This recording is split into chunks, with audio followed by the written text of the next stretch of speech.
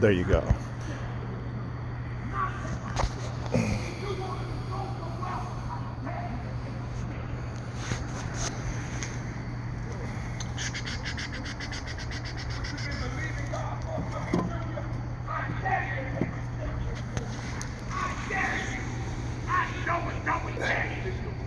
These people are lunatics, boy. Holy shit.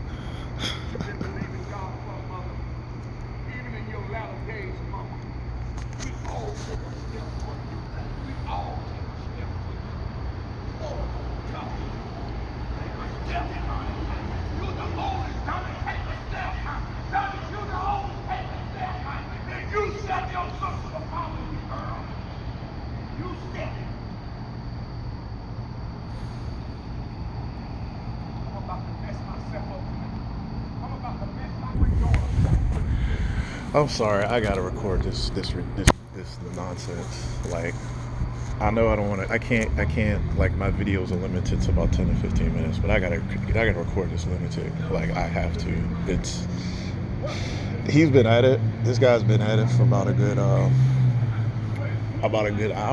I think that, like, he came like as soon as Starbucks closed. Like, he just was like he just pulled up. Like, I was like, what the hell?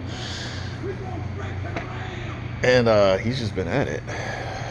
But yeah,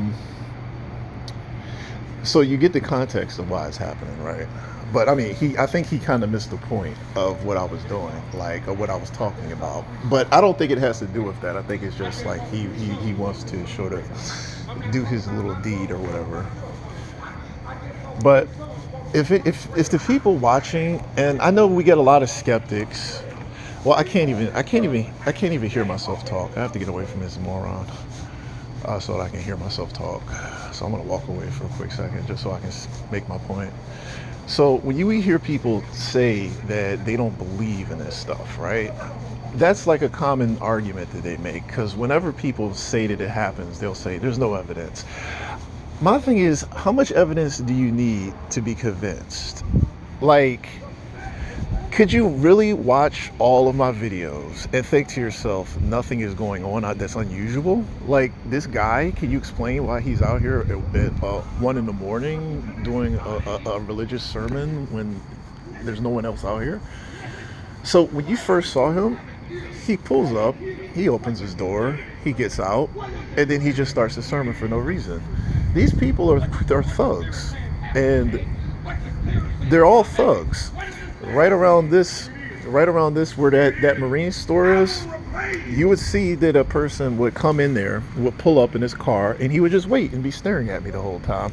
When that's not happening, we get crazy people like this. This guy would come out of his car and just start screaming and act like a lunatic. Then we had, when I was out here, a person who would basically come in, or like the police would come in, and then they would just start questioning you. They would say, pretend there was a break-in at the bank and they're trying to find a suspect. I have the video of that. Like, the people went to clean the bank. As soon as they left, he waited for them to come in and clean the bank and then leave, right? So they leave and the police are coming and they pull up and then they start questioning me, acting like the bank was broken into. That's why if you go and look at the video, you'll see that the police were actually questioning me as if someone broke into the bank. And I was thinking to myself, why would hell, like, they're questioning me saying that someone broke into the bank, right? No one broke into the bank. The people who went into the bank were supposed to be there. They were cleaning it, right? So this is that. And then we have this guy right here. There's somebody inside this car, I can promise you. And these people, so this guy will be, there's usually two of them. So they'll have this idiot putting on a street theater show, and then close by, they'll usually have someone, like, I don't know if there's someone in this car, but we can take a quick look just to look at that. See? You see? These people work in unison. So, like, there'll usually be two of them. There'll be one putting on some stupid street theater show, and the other one will be close by. Like, I didn't even know he was there. He's signaling to say, don't come any closer, I'm here. So there'll be one camped out, and he'll be all blacked out. Like, if you notice, his car is completely blacked out. Like, you wouldn't really know someone was in there. See, I've been in the game long enough to know when I see cars like that, there's people inside the car. Like, I know how they operate. So they'd have one guy right here. There's always two of them. There's always two. You only see one, but there's always two. Sometimes it's 3, 4 to 5, but they never do they're never by themselves. There'll be the one that you see, like this idiot will be the one that you see. He'll put on the street theater show. The other ones will be close by. They'll be kind of around the corner. You won't see them.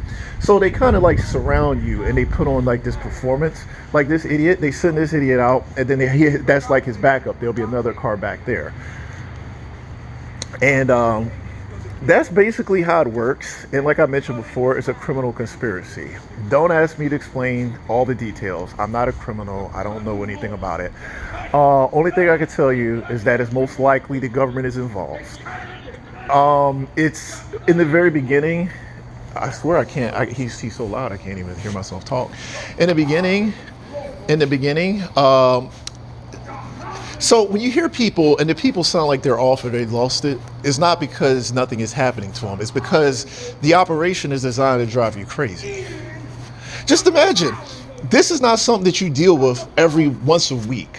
They will do this all day, every single day, for every day of your life. They will do this, okay? It's not like...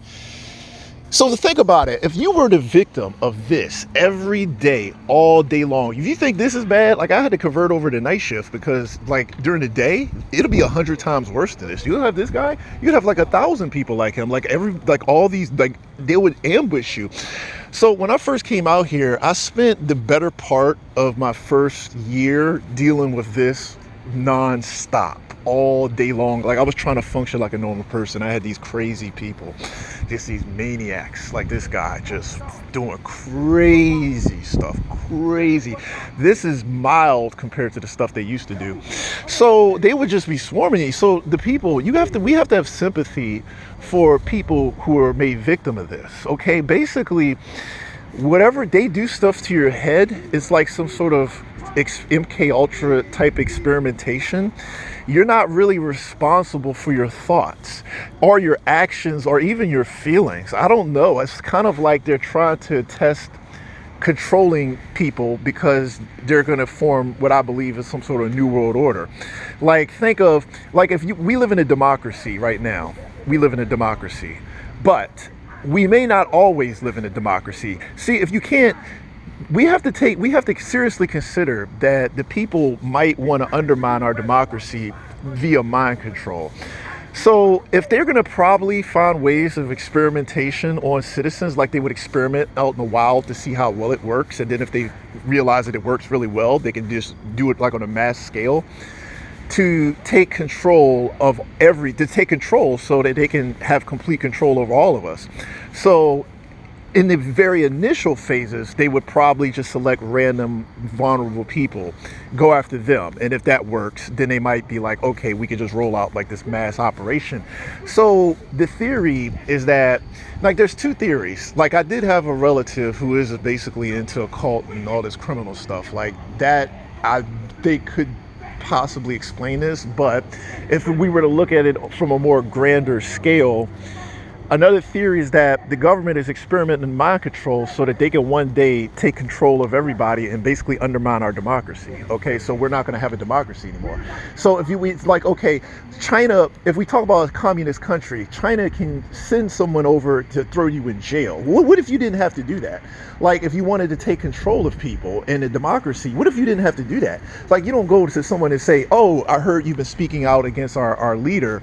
We're going to put you in jail. What if you didn't have to do that? What if you could just do this instead? Like, you could just terrorize that person. So basically, in a democracy, because we have a constitution, I think that they don't want us to have the freedoms that we enjoy, and they're trying to figure out more creative ways of undermining our freedoms. So if you make a choice that the government doesn't like, they can deal with it like this, as opposed to just having some men in black come and, knock you upside the head and throw you in prison. What if you didn't have to do that? You could get inside a person's head and brainwash them or screw with their mind and drive them crazy. You eliminate them as a threat.